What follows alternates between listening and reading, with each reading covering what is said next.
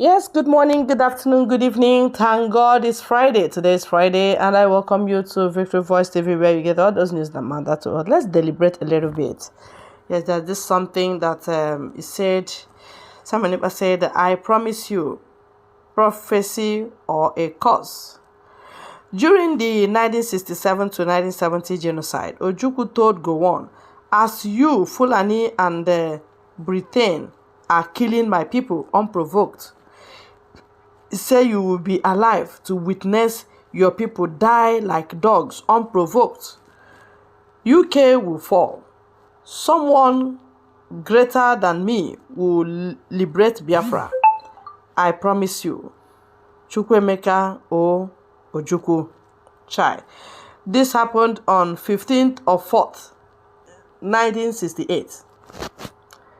15th of, I think March, January, February, March, April, 15th of April, 1968, he cursed Nigeria, he cursed Gowon, he cursed Fulani, he cursed Britain, he cursed them, and he blessed Biafra, that someone greater than him, with another dimension. That is what he means, because nobody is greater, nobody is powerful as Ojukwu. I'm telling you, the guy took up the bull by the horn and he fought, and they withheld that war for 3 years. Something that Nigeria thought they would crush Biafrans within 3 months. That thing took 30 months. Honestly speaking, they gave it up because children were dying. There was blockage of food. Children were dying in their very before, so they had to, accept that no vanquish and no victor. That was what happened. But as for the men that were fighting this war, they were not giving it up. They were not ready to give it up. But because of the pity they had on their children and the women, they had to drop their guns.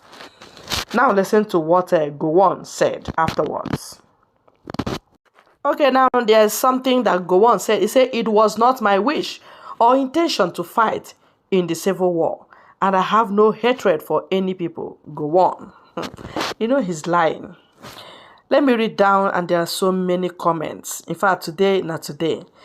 Former military head of state, General Yakubu Gowon, has reflected on Nigerian civil war, emphasizing that it was never his wish to engage in conflict. In a video recently shared on YouTube by TVC, Gowon clarified that the decision to fight the civil war wasn't rooted in hatred, but in response to the challenging political circumstances of the time. Gowon stressed that the crucial choice was between maintaining Nigerians' unity or facing disintegration. He said during that period, his focus was on preserving the nation, expressing a deep commitment to Nigerians' greatness. He asserted his belief in the country and underscored the importance of keeping Nigeria intact. The Gowon's word was not my wish or intention to fight the civil war. It is not a hatred against any people, but the political situation at the time was such that it got to the point where it is either Nigeria remained one country or not. And as I always saying during that time, if the question of breaking Nigeria is not part of our discussion, we will review everything in order to make sure that Nigeria survived and be a great nation. I am a great believer in Nigeria. Okay, yes, now here we come. Here we come in the comments of the day. Of course, this is a very hard statement. The lover of Nigeria killed Nigerians then for keeping Nigeria together. And unfortunately, what he suffered and labored and killed many people, stained his hands with blood, and he got some more hatred for himself, has vanished like thin air. Nigeria is nowhere to be found. He said, somebody said, those who are holding us hostage as indigenous Nigerians will be very happy to read your lies against your brother. Note, the leader of the coup with 3 others came from South. the second in command and secretary to Biafran government, were from South. So Yorubas fought on the side of Biafra. Meanwhile, I who suffer as Igbo because of civil war, came from Wawa, part of Igbo land that had not produced any major Nigerian army before the war. Have mercy on us. Stop generalization. Oh my God, there's so much complication in this country.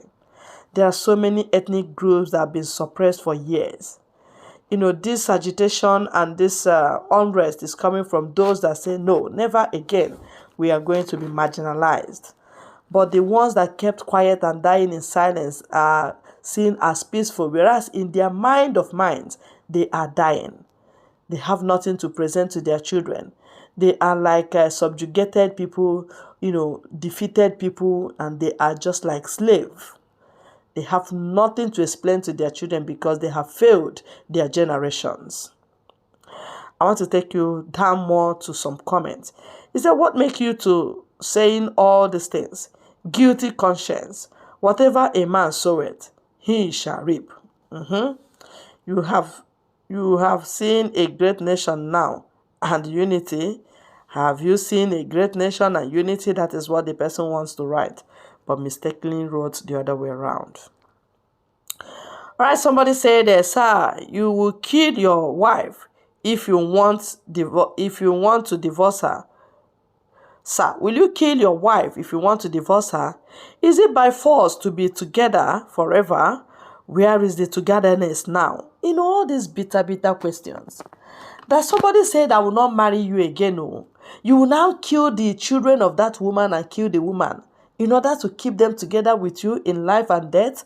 I don't understand where Gowon is coming from. Gowon is this high-headed somebody that would never apologize. He never wanted to apologize. Even as he's dying, even as he's very near to his grave, Gowon is still claiming right that he fought and killed people because he wanted Nigeria to be together. Sir, we are asking you, are you seeing the unity of Nigeria today? What is going on in Benue, where you came from? Is it not herdsmen killing your people? And you cannot say a word. They did not even respect that you fought for Nigeria to be united.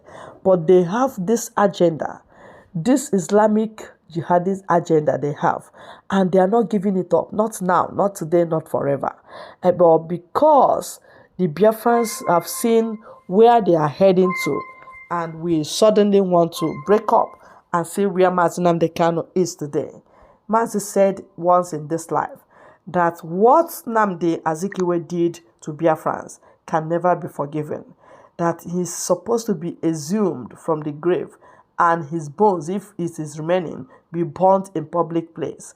That is how much Mazi Nnamdi Kanu hated what the naivety of Nnamdi Azikiwe, who answers the Zik of Africa and forgot his indigenous brothers and sisters. He never did everything that would favor any person from his region. Rather, he signs a lot of things against his people after the war. And that is what kept us where we are today. Oh, it's quite unfortunate. I still want to read some more comments down. Somebody said, go on, you need to apologize to both God and man. Deep down your heart, you know the truth. Somebody said, finally, God Almighty said, I will heal their land, the country called Nigeria. I laugh at you. You are deceiving yourself. God will not heal a land that has never apologized, that is forging ahead in killings and suppression of indigenous people. Never. The God I know is God of justice and not of injustices, okay? So please, keep your preaching to yourself. So many comments. Another person saying, Mr. Gowon, regret is your closest companion. Seeing Nigeria the way it is, you are unable to remain on the side of truth. Mr. Gowon, regret is your closest companion. Nigeria, is it in unity today? You are unable to remain on the side of the truth, and he will die in this sin. Gowon will die in this sin, regretting within him but cannot apologize. Maybe the apology of Gowon will set a lot of records straight, because Nigeria has never been a country. It is a company of Britain who use the mindset and brain of the blacks, use them against themselves and set them ablaze and run away back to the UK. That's what they did, if you don't know. Oh, if I am given time to talk, I will talk until 1 more hour, because my heart bleeds the way our people suffer. And we're not even seeing the end of this thing at sight. That is why I tell you the truth.